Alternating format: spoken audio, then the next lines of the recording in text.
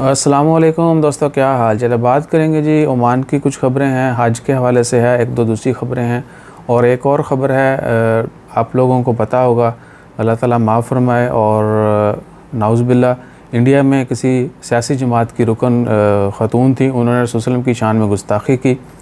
एक तो हम उसकी पुरज़ोर मज़म्मत करते हैं, एहतजाज करते हैं, और दूसरा ये भी कि ये सब नहीं होना चाहिए। हमें इस चीज़ को भी हमें भी जो है वो केयर करनी चाहिए, और बाकी मज़ाहब के लोगों को भी इन चीज़ों का ख्याल रखना चाहिए। ओमान के जो शेख खलीली हैं, ओमान के जो मुफ्ती आज़म हैं, उन्होंने भी इसकी मज़म्मत की है और अपना एहतजाज रिकॉर्ड करवाया, बल्कि उन्होंने बाईकाट करने का ऐलान किया कि इंडिया का बाईकाट किया जाए और एहतजाज जो है पुरज़ोर एहतजाज वो किया जाए।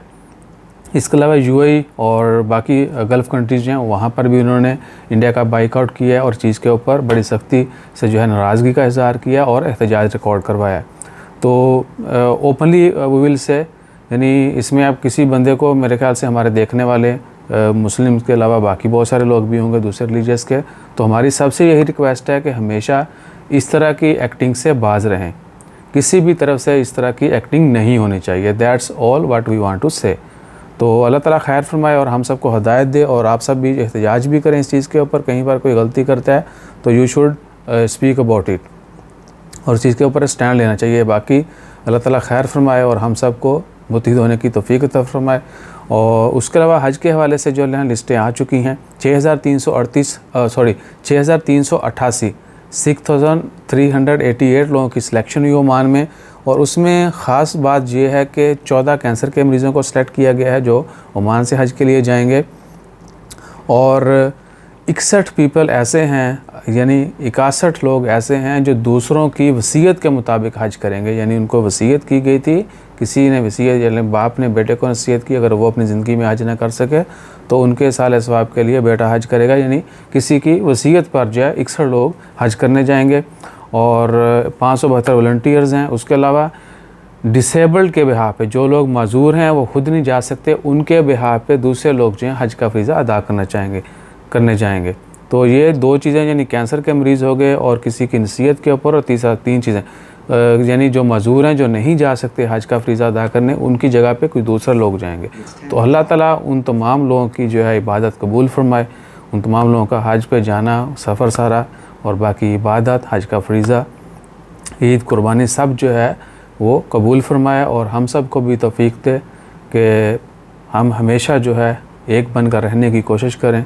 और ये मज़हबी नफ़रत जो है ये टोटली नहीं होनी चाहिए, किसी भी साइड से नहीं होनी चाहिए। ये बहुत ही बुरी चीज़ है और इसका इम्पेक्ट जो है नस्लों के ऊपर पड़ता है।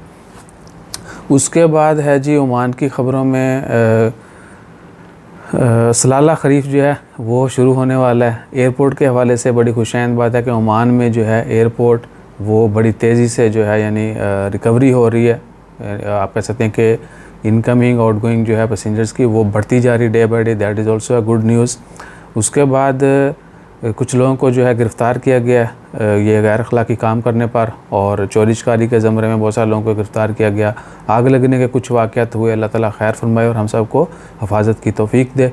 बाकी कोई मेजर ख़बर नहीं है, जैसे कोई मेजर अपडेट आती है टाइम टू टाइम वो शेयर करते रहेंगे। आज हम थोड़ा देर हो गई तो इसलिए जल्दी ख़बर नहीं डाल सके। यानी हो अल्लाह ताला खैर फरमाए और हम सब को अपनी हिफ्ज़ ईमान में रखे। सबके लिए दुआ कीजिए। जज़ाकल्लाह। अल्लाह हाफ़िज़। और एक और चीज़ एंड पे बता रहा हूँ, यानी हो अगली वीडियोस में शुरू में बताएंगे।